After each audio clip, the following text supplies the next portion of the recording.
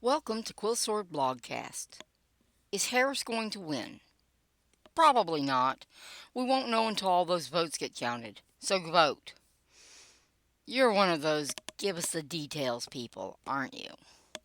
Fine, let's break this race down so far. Polls. Real Clear Politics is our aggregator of choice. Habit is the main reason, but you can call it consistency if that sounds all sciencey to you. We're going to go fast through this first part, so you may want to look at the blog or the video for the graphics. Also, I'm not explaining in detail so that we can cover more ground.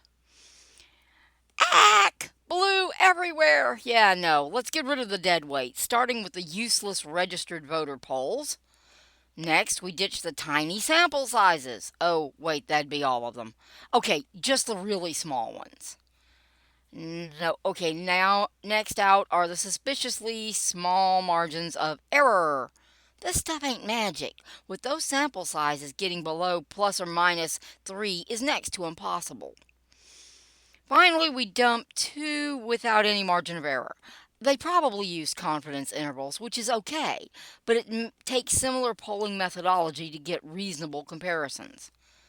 Oops, that only leaves CNN. Well, good job, CNN, but I suppose y'all want to see more than just one poll.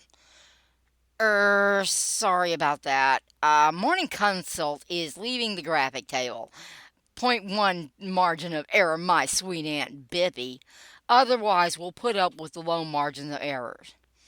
Okay, so here we go. As usual, we ignore the stupid average. Actually, Reuters has a huge margin of error. That's probably a plus on integrity, but it really means we can't trust it. None of these polls are out of the margin of error, let alone significantly so. Going purely from this, it's a wash. But numbers! Yeah, inconclusive numbers. I keep meaning to make a video explaining the margin of error. It boils down to this. Anything inside the margin of error is unreliable. The polls report the value they believe to be correct, but the margin of error tells us what their fudge factor is. Plus or minus 3 doesn't mean just a 3-point degree of uncertainty. It actually means a 6-point spread of uncertainty. When the numbers are inside that 6-point spread, we cannot be sure where the real numbers are. Inconclusive. Welcome to science. Not nearly as expert sounding as you thought, huh? This is why we don't trust polls. They are just tickets into the ballpark. None of them ever bat 1,000. Heck, they rarely even go to bat. But that doesn't mean they can't be useful tools. Let's see what happens when we compare the medians. Median? It just means the number in the middle. No, that's not the average. The number that shows up the most? That's the mode, not the average. The average? It's a lump that exists somewhere in the function but may or may not mean anything useful. Yes, this is why average is useless in these aggregates. Now I've gone and ruined math for you too, huh? Well, it's just a statistic, so don't feel bad. Let's get back on track and check out these medians. Here's Harris. You can see my work. Just put the numbers in numeric order, all the numbers, and look for the middle one. Ta-da, median. Harris is 48. What's Trump's looking like? Trump also has a 48. Interestingly, both candidates have the same mode as well, a 48. What does that tell us? It tells us that the aggregate of these polls has the race as a tie. It also tells us that we need better polling. What's Gallup up to these days? Yikes! Okay, Gallup isn't looking at support for a candidate, but how people view the issues. Let's just say Harris isn't going to like these numbers. Gallup has 5 categories. Let's see what they've got. Presidential job approval. Incumbent, Biden, 43%. U.S. satisfaction, how things are going. 25% satisfied. Economic confidence, a negative 27%. Economic concern, people expressing economic concerns as their top concern, 41%. Party affiliation, current identification, +3 to Democrat. That all adds up to Harris is in deep trouble. Biden's approval reflects on her. Poor economic conditions reflect on the incumbent administration, which includes Harris. Poor satisfaction numbers also reflect on the current administration. Having 41% of folks most concerned about the economy means that a lot of voters will be voting their pocketbooks this November. That tiny plus 3 isn't going to help much in party affiliation. It might even be a negative indicator, depending on how it moves. So, why don't the other polls show the problem? Simple. They're too small to gauge a volatile election. Those tiny sample sizes reduce the confidence the pollster can legitimately have in his poll's accuracy. A lot of those reported numbers are probably just wrong. With a 6-point spread on the margin of error, Trump could have a 6-point lead and it wouldn't necessarily show up. That's before polling shenanigans, of course. Both polling registered voters and underreporting the margin of error are stunts pollsters pull to get numbers they like. It's more telling that even with those dirty tricks, the polls are still inconclusive. The samples are just way too small. When voters are volatile, they keep changing their minds or getting upset, a poll simply has got to have a representative sample to be reliable. Pollsters can't predict what people are likely to do, so they can't properly weight the small sample sizes to make them representative. Oh, sure, weighting can be misused too, but it's usually a legit practice. It just won't work when the electorate is all worked up, which is why the polls are doing such a bad job. People aren't fitting into their nice, settled categories. Trying to get a small sample size to represent reality is pretty hopeless. When the pollsters factor in their weighting, they end up with inconclusive results. Using the same factors to guide their weighting is why so many polls end up similar. It can make a race seem much closer than it really is. It can also be correct. So remember, inconclusive really means inconclusive.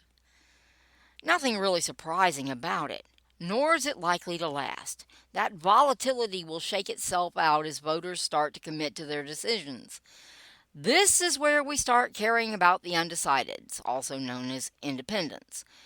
They've got 5 weeks, as of this writing, to make up their minds.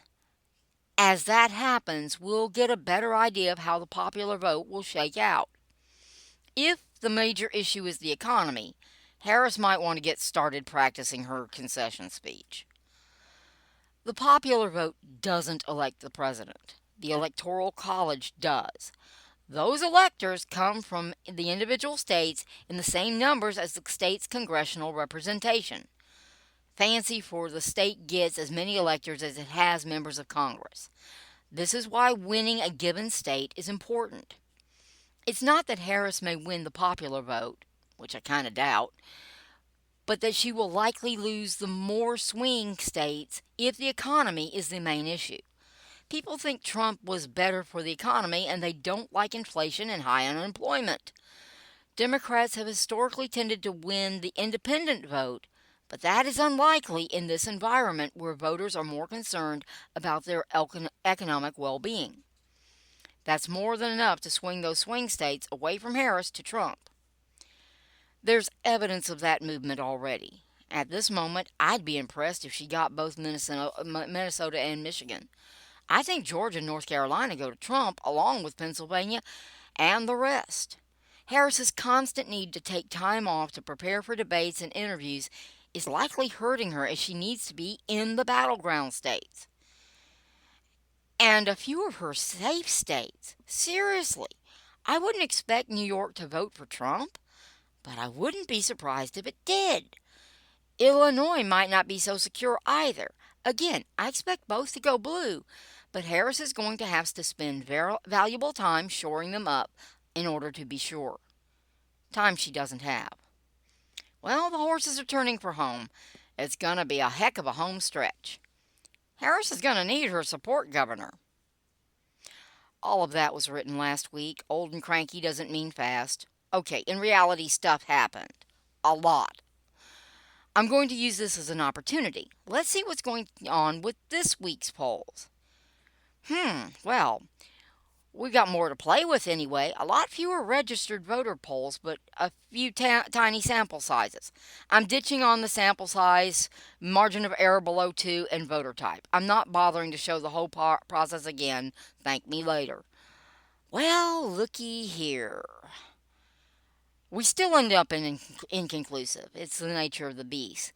But notice that instead of Harris pulling her own, she seems to be losing ground. Both medians are still 48. If you just have to average them, it's still a tie. Normally, I wouldn't expect the VP debate to matter much. This one, this one time, it probably will make a difference that we're not going to be able to tell.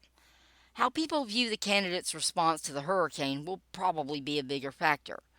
But the absolute elephant is going to be the longshoreman strike. Overall, this week is not adding up to a good one for Harris. Next week's poll should be interesting. FYI, next week I'm dumping all the old polls. Notice how many are from mid September? Yeah, the pollsters are holding out on us. Oh, they're polling, but they're not reporting.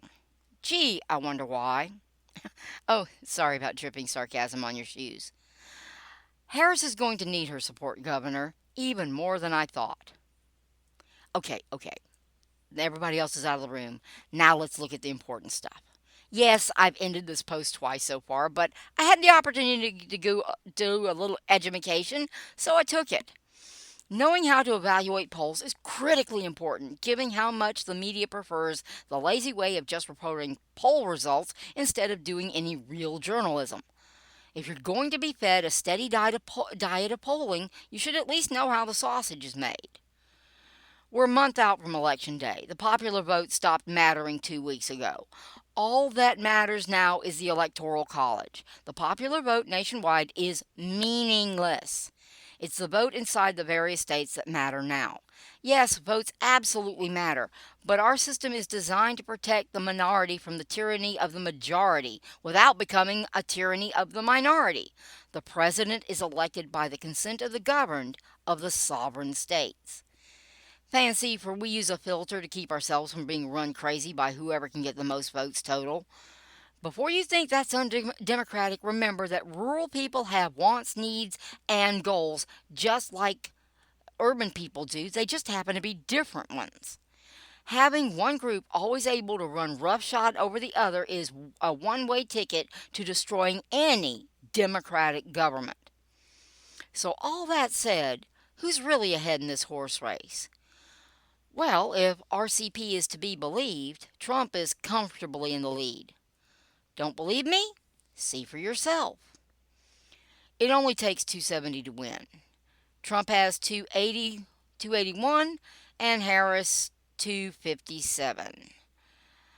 To be honest, I think this is a bit optimistic for Harris. I doubt seriously she takes both Michigan and Wisconsin, even if she takes either one. Nor have I seen any projections giving her Nevada. Of the less likely for Trump to take that are at least on the table, I think he's got a good shot at Virginia. Harris has been working to shore up her position in Illinois and New York, neither of which should have ever been in play. They will probably go blue. Probably. Frankly, Harris will be lucky if the map stays this favorable. That longshoreman strike is going to pack a punch, and Biden's unwillingness to tackle it is going to hurt the Democrats and Harris badly. The hurricane response is also likely to take a bite. Being incumbent means everybody blames you when things go wrong. Regardless, it's becoming much less likely that Harris can turn things around in just over 5 weeks. She doesn't need a support governor. She needs a miracle. The VP debate certainly wasn't it. Her hope was in turning Georgia and North Carolina. Look, no administration could respond perfectly or quickly enough to address the disaster that was Hurricane Helene. But not deploying the military immediately was dumb. What was likely to be deadly is Mayorkas' admission that FEMA is short of funds because so much was spent on illegal immigrants. That's not likely to go over well in Georgia or North Carolina or anywhere else.